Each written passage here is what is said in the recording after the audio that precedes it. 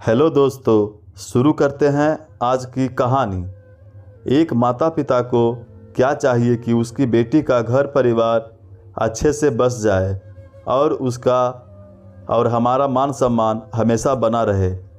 ऐसे ही अनु के पापा और उसकी माँ का भी सोचना था। दरअसल अनु की सगाई हो चुकी थी और अब कुछ दिनों बाद उसकी शादी भी करनी थी।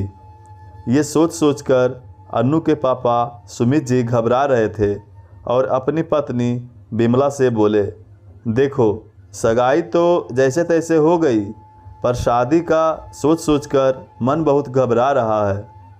दोनों की बातें सुन अनु की दादी कमला जी बोली, अब सोचने से क्या फ़ायदा है।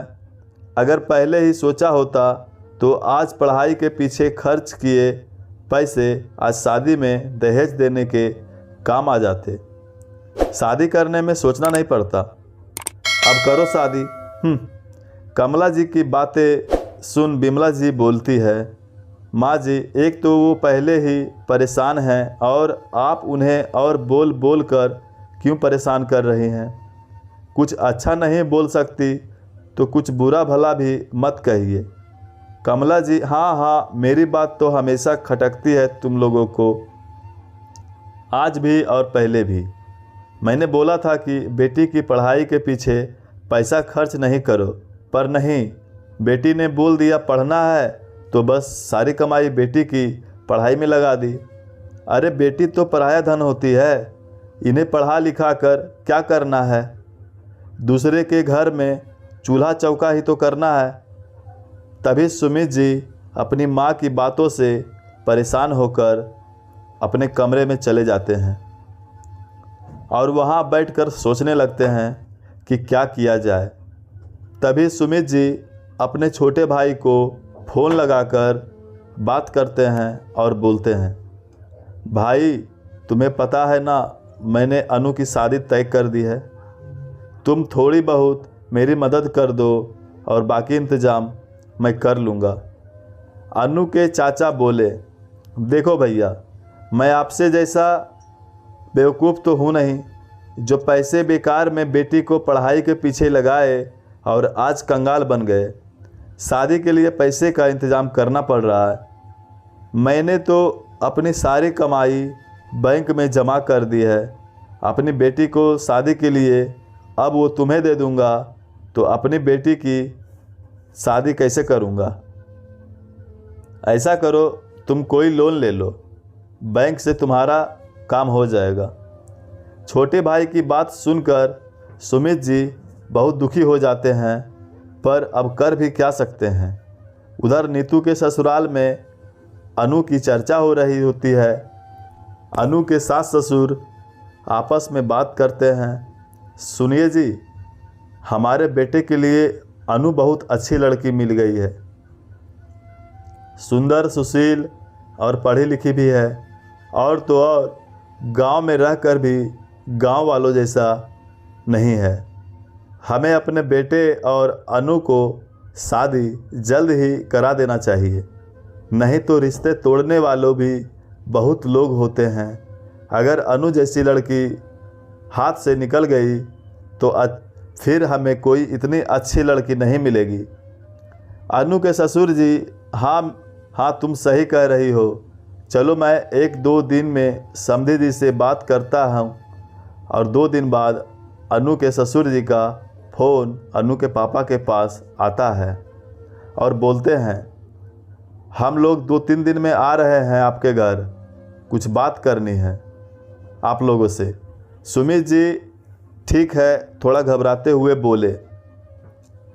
ये सोच सोचकर कि वो लोग आ रहे हैं तो दहेज की भी बात करेंगे, बहुत परेशान होते हैं और अपने बड़े भाई के पास मदद के लिए जाते हैं।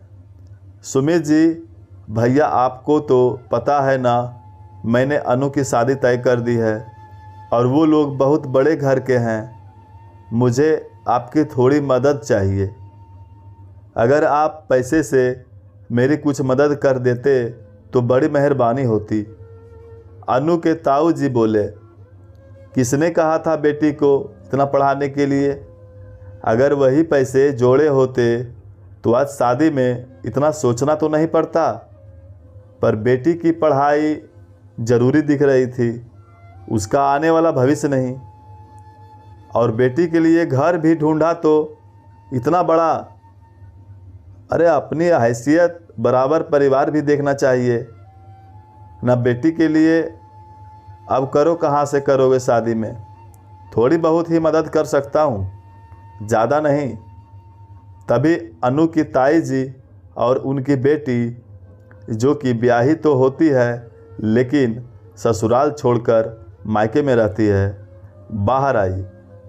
अनु की ताई जी, देवर जी हो गई बेटी की शादी की तैयारी? सुमी जी, हाँ भाभी बस हो ही रही है। और नेहा कब आई अपने ससुराल से? अनु की ताई जी बोली, अरे नेहा तो अब यहीं रहती है।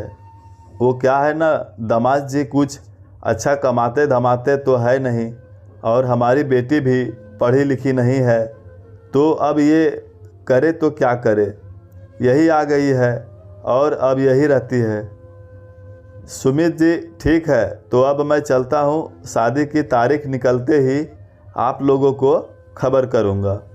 सुमित जी बेचारे सोचते सोचते चलते हैं और अपने घर पहुँच जाते हैं। अनु अपने पापा को परेशान देखकर बहुत परेशान होती है। सुमित जी सुनती हो, ज़रा पानी लाना। बिमला जी पानी लेकर आती है।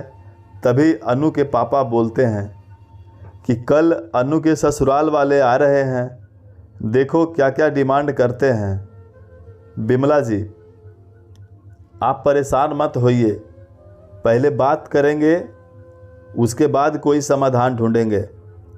अगले दिन अनु के ससुराल वाले आते हैं। अनु चाय नाश्ता लेकर जाती है और टेबल पर रखकर सबको प्रणाम करती है। अनु की सास, अरे इतनी खातिरदारी की क्या ज़रूरत थी, हम तो बस थोड़ी बात करने आए थे और सोचा इसी बहाने अपने बहू को भी देख लेंगे। अनु के ससुर जी बोले, समधी जी हम लोग ये चाहते हैं कि शादी जल्दी से जल्दी हो जाए और अनु हमारे घर की बहू बन जाए। अनु के ससुर जी की बातें सुनकर अनु के पिताजी के सिर पर पसीना आ जाता है और आंखों में आंसू आने ही वाले होते हैं, पर फिर भी खुद को संभालते हुए बोलते हैं, समधी जी हम लोगों को इतनी बड़ी हैसियत तो नहीं है कि हम आपकी बराबरी कर पाएँ, पर जितना हो सकता है हम आपके लेन देन को पूरा करेंगे। अनु के ससुर जी बोले, अरे समधी जी आप ये कैसी बातें कर रहे हैं, हमें कोई लेन देन और दहेज नहीं चाहिए, हमें तो बस आपकी बेटी अपनी बहू के रूप में चाहिए। आपकी बेटी इतनी सुंदर, सुशील और पढ़ी लिखी है, इससे बड़ा दहेज और क्या होगा। आप तो बस हमारी बहू को दुल्हन बनाकर हमारे घर खुशी खुशी विदा कीजिए, हमें और कुछ नहीं चाहिए।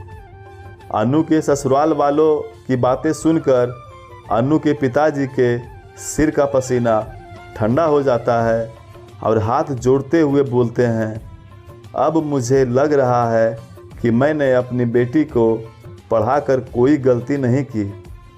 आज भी आप जैसे लोग हैं जो बेटी की पढ़ाई को लेकर बहुत सजग रहते हैं और पढ़ाई को ही सबसे बड़ा दहेज मानकर माँ बाप और आगे आने वाली पीढ़ी का हौसला बरकरार रखते हैं।